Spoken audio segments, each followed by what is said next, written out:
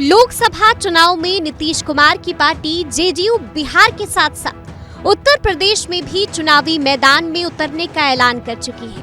Party ने सपा के साथ गठबंधन के संकेत भी दिए हैं। दरअसल इस चर्चा की शुरुआत जेडीयू के राष्ट्रीय अध्यक्ष लल्लन सिंह के बयान से हुई थी। बीते दिनों लल्लन सिंह ने लोकसभा चुनाव में जेडीयू के सपा गठबंधन के साथ जाने के संकेत दिए थे।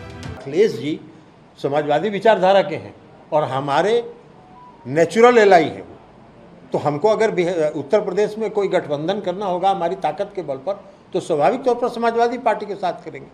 लेकिन जहाँ तक उत्तर प्रदेश का सवाल है, प्रश्न है, समाजवादी पार्टी हमारा वास्तविक सहयोगी हो सकता है, जो विचारधारा के मुताबिक, सेकुलरिज्म के मुताबिक, समाजवादी विचारधारा के मुताबिक हमारा नेचुरल एलाई वो हो सकता है। और स्वाभाविक तौर पर जब हमको गठबंधन करना होगा तो समाजवादी पार्टी हमारा नेचुरल एलाई होगा।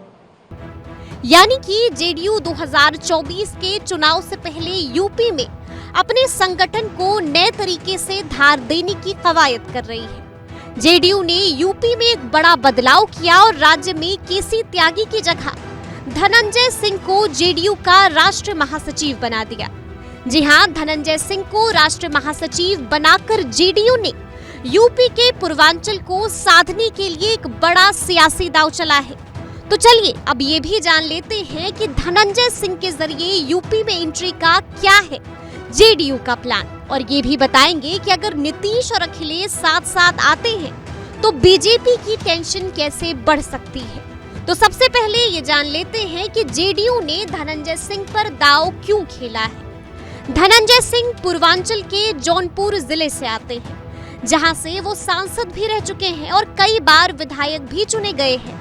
धनंजय ठाकुर जाति से आते हैं और जौनपुर में अपनी जाति के बीच उनकी मजबूत पकड़ मानी जाती है। इसी का नतीजा है कि धनंजय सिंह जिस मल्हनी सीट से चुनाव लड़ रहे थे, वहां पर 2022 के चुनाव में बीजेपी की जमानत जब्त हो गई थी। इस सीट से सपा जीतने में सफल रही थी, लेकिन धनंजय ने जेडीयू के टिकट पर लड़कर अपना दम दिखाया था। यूपी में जेडीयू इकलौती यही सीट थी जिस पर अपनी जमानत बचाने में सफल रही थी। धनंजय सिंह के जरिए जेडीयू पूर्वांचल में ठाकुर और कुर्मी वोटों का समीकरण बनाना चाहती है।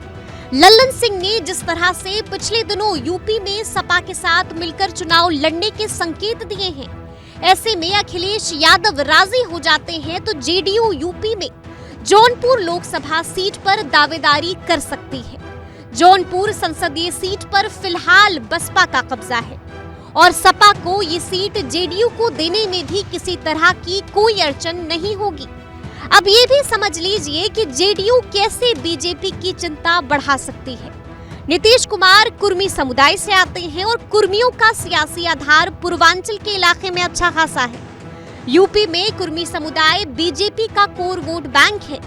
ऐसे में अगर सपा के साथ जेडीयू गठबंधन करती है तो ये कहना गलत नहीं होगा कि ऐसे में कुर्मी समुदाय के मतदाता बीजेपी से छिटक सकते हैं।